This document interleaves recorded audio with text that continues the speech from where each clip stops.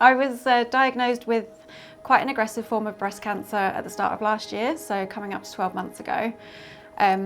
Because they couldn't diagnose a specific cause of the cancer, it meant that my treatment journey was going to be a lot longer than sort of some other cancers that have a prevention, that they know what's caused them. So this time last year I was faced with 5 months of chemotherapy, single mastectomy and 5 weeks of radiation, 25 radiation sessions.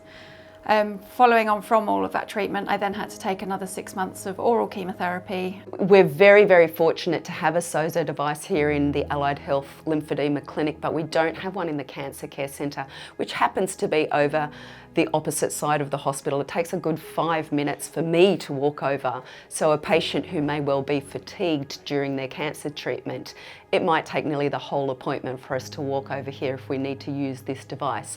So what we would like to do is to get a device in the Adam Crosbie Centre in order for us to be able to provide that for our patients.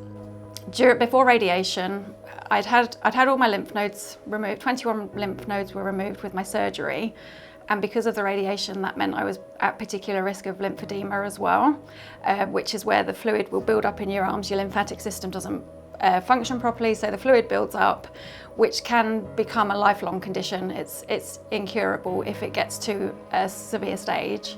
So fortunately, I was able to access the SOZO machine within my physio appointments, but that was all I could do because I was travelling to the other side of the hospital and back, and there was little time for any physical therapy in those appointments.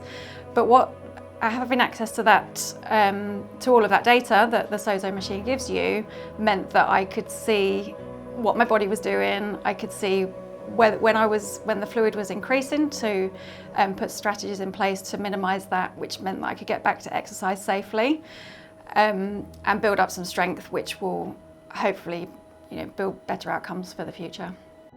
That's what we're trying to do, broaden this tool to use across the whole community of cancer